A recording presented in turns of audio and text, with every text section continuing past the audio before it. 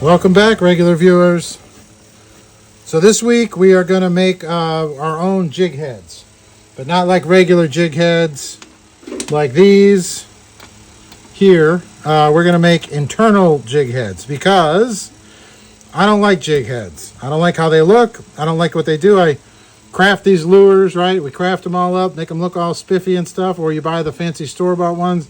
Then you put this big old honking head on the end and it just looks weird, right? Or at least it does to me. Here's a, Ned style deal, whatever, that we stuck on this Super Shad too, just to show you its silliness, right? When I do use jig heads, my favorite though is this screw lock with the weed guard. So Oldham's jig head.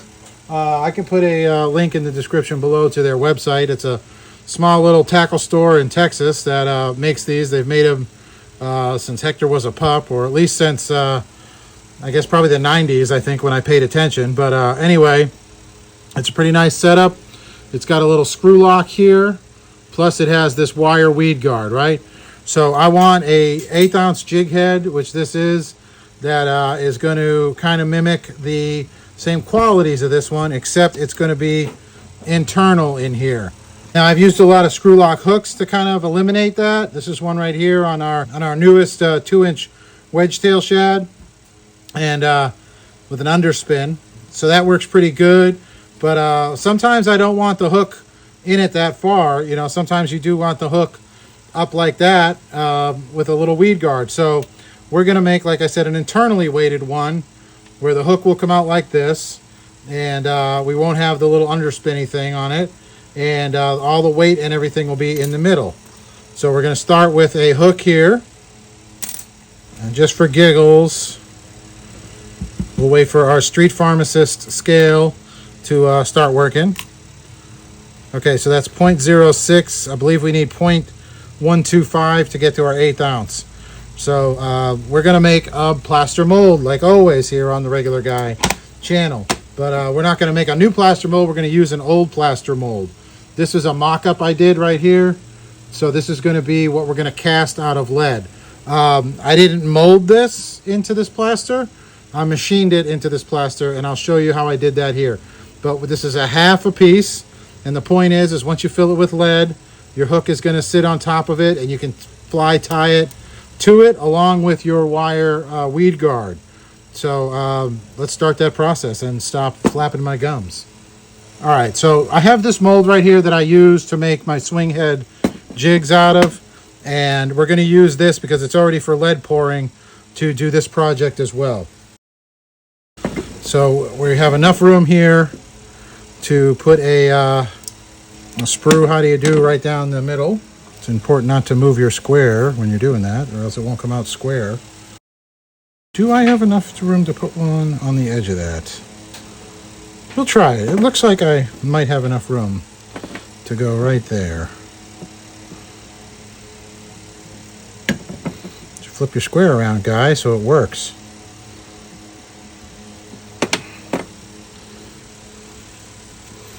Remind me to cut to the inside of this line. Okay? Inside of that line right there. That one may not work. That's pretty darn close to the edge. The closer it gets, the further I fall. Okay. That one's going to be over the edge in no time at all. But we'll try. If not, if it doesn't work, no big whoop. We haven't screwed up anything important.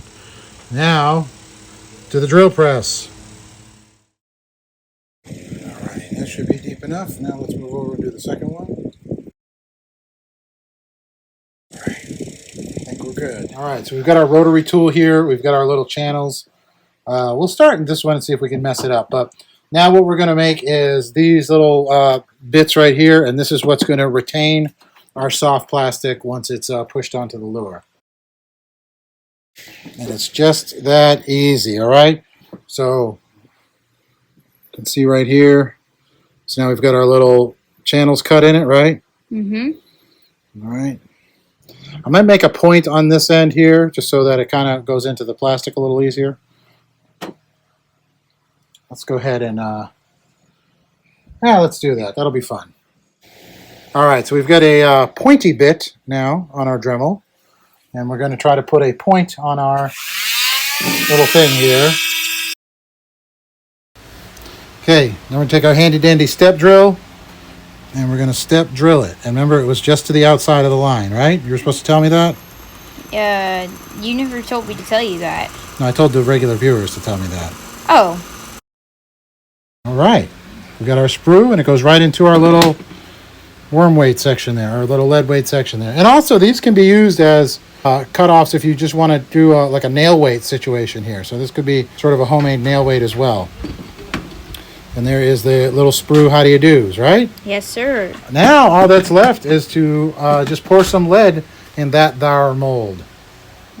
All right, regular viewers, we're all set up outside here. We got our lead pot, we got our mold, and we got our trusty dusty fire extinguisher. Hopefully we won't need that. I like to do the lead pot outside now. That way it's as, there's less fumes as possible here. It's the most ventilation you can get for your money's worth, right? So our mold is clamped up, so let's shoot it and stop talking. Okay, now we're just gonna let it cool. All right, now let's open that mold. You sound so enthusiastic. Why is that? I do sound enthusiastic. Don't be sarcastic about it. Look at that. Looks like we got what we're looking for. That does.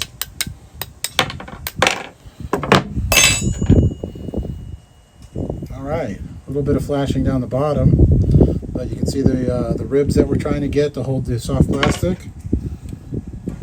See it on there a little bit better. So let's go bring this back to the shop and finish up this project. We're regular viewers, so we are back from smelting the melting of the lead.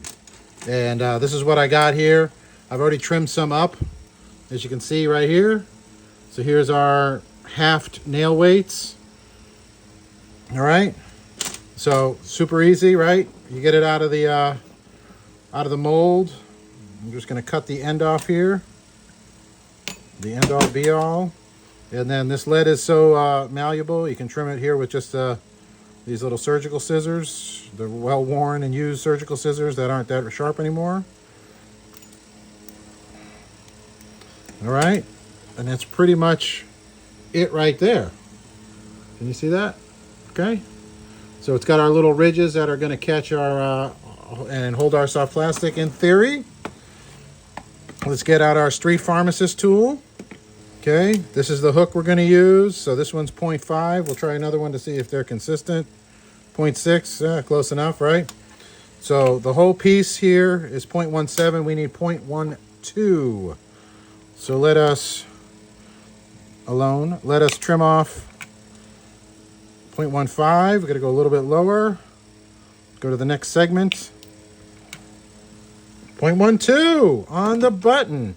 Okay, so it appears that we need about 3 segments there to get to our 1/8 ounce. Now, of course, we're going to add a little bit more weight with a little bit of line, maybe some UV resin, maybe some, wire for the wire leader or for the weed guard part, but it's going to be round about 1/8 ounces. I don't know if you know this, but the bass, the redfish, whatever you're fishing for, don't have the scales of justice down there in the water to double check the weight of your jig head. So it's just roundabout. All right. I'm sure if we put a whole bunch of these on the scale, it would they would all vary in weight. So, all right.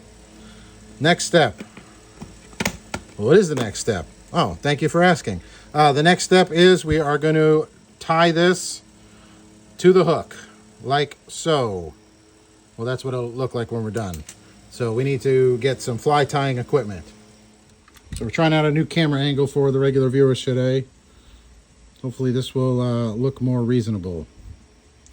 And you'll be able to more easily see how poor and terrible my fly tying skills really are. Up close, which is the goal, right?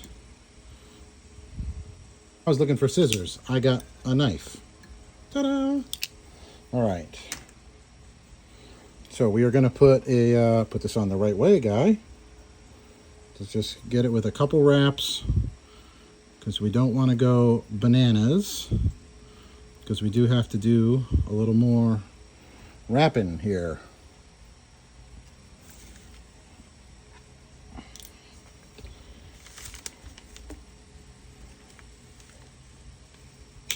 And again, I'm using stainless steel leader wire. This is .018 diameter. So we're going to make this into a V for vendetta, vindication perhaps of the weeds and the snags and the such.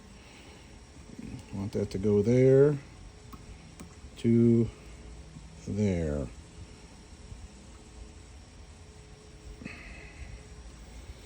Okay.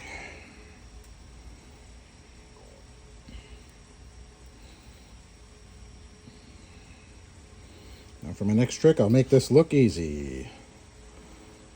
I'm sure it won't. Okay, so that's the right distance. So let's get that baby tied on.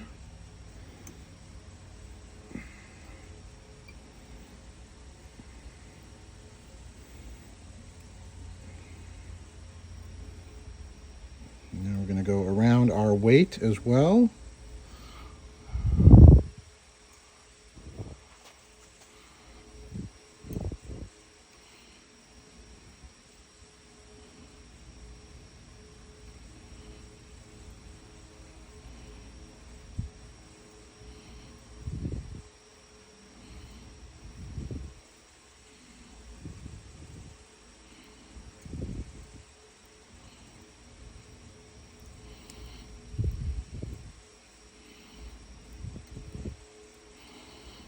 Back a fair distance to make sure that we capture a lot of this wire, holding it shore to our lure.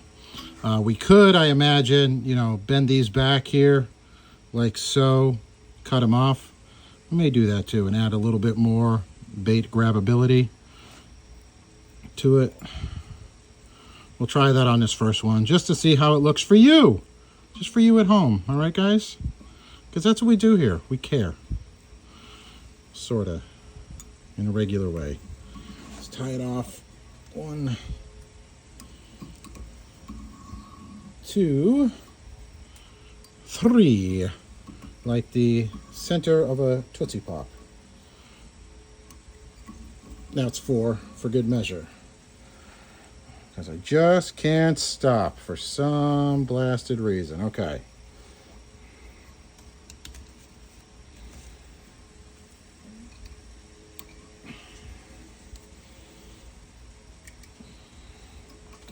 All right, so now if we go and push this back and just leave the littlest bit of wire.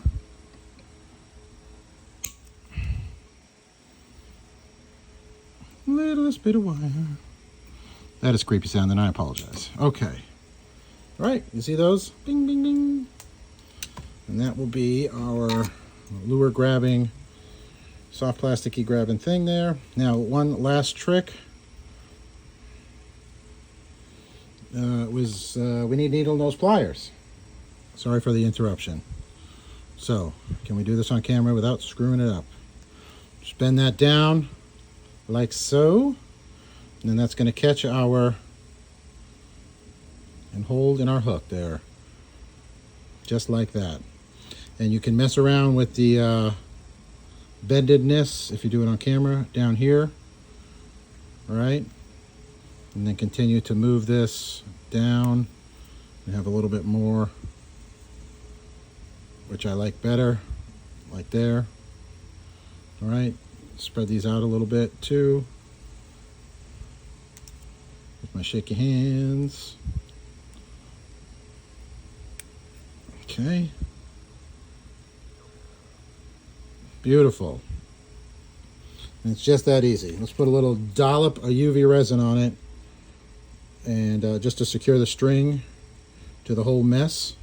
And we've got our 1/8 internal hook, weedless hook, weedlessy thing. We're working on it's a working title. So back over here at the dirty bench, Ozbang UV resin, whatever that means. I could look it up. Then be professionalism. Why start now? And just keep saying Ozbang and sound like a silly goose. Ozbang. probably saying something really terrible there and I should shut up. Which is like most parts of my life. Ask my regular acquaintances, workplace acquaintances, as I'm told. Okay. That is enough UV resin. That's if it was French, that's how you'd say it. And to the UV chamber. Okay, here's our magnetically hanging UV chamber. And here it goes. All right, let it toast in there. Toasty roasty. Cover this up so we don't go blind. Sort of. Ta-da! All right.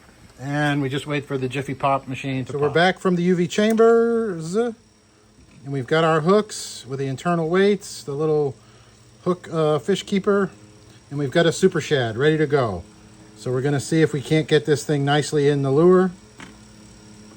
I see this. Thank you. I'm glad that you see this. It's partially like a screw. It is partially like a screw. Like these over here? They are, so you use a screw on this one? No, we made our own little shape there. No, I meant like you used a screw to make the mold, then you I made didn't quite go back far enough with that. Halves out of lead. What's this? Is that what you're Just it testing? in there. And put the weed guard in place. So now we've got our fish. We've got our weed guard here. And we've got a hidden weight system. So it's important that that's straight on there. So the whole point is, if the youngest regular system would let me go ahead talk. Thank you so much, young lady. Okay. So I think we've got a much less clumsy looking lure. It'll be interesting to see how this swims here. So we're going to take this out on the water and show you. But we have a lot less sticking out of the bait. We don't have this big old, lead head on it here. And the whole point being that we're just trying to maintain the profile as much as possible when you don't want an underspin hanging under it and all that other stuff here. So now we've got our weedless jig head, and I believe it's really going to retain this lure well. It's got a lot of things holding it in place. I don't even think I'm going to need glue. I should have gone back a skosh more because it's always better to get that hook just a little bit more in the bait, but first time's a charm there. So this again is our hook, our finished product. All right, we've got, it's got the these little barbs here to retain it, and it's got these little wire barbs as well. The whole thing is UV resin together, and we've got a nice springy weed guard here that you can tune by pulling it forward for more spring or pushing it further back for less spring, depending on how you want that, okay?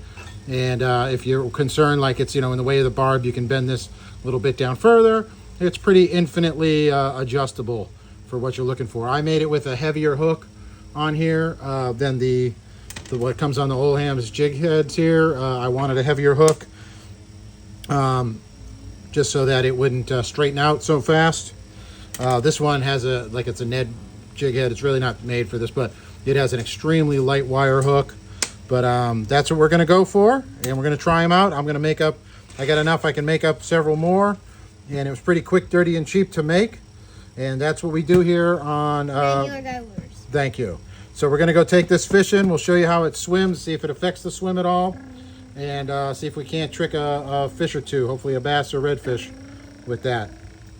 All right, next time you see this, it'll be on the water. Use the Super Shad here with the internal jig head with the custom weed guard on it here. All right, so there's some bass back in those bushes. I just saw them jump. And as you can see, that jig head with that weed guard on it is pretty weedlessness. It doesn't get snagged, but it does catch fish. Got him. On that super Look how shad. fat this guy is. They're eating healthy today. There you go. There's that internal hook. Internal weighted hook there. On a nice healthy bass.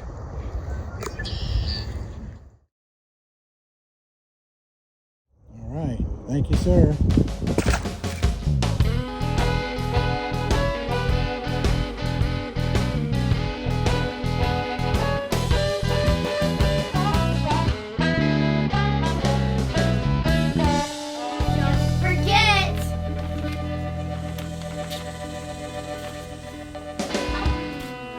Hey, what are you kids doing?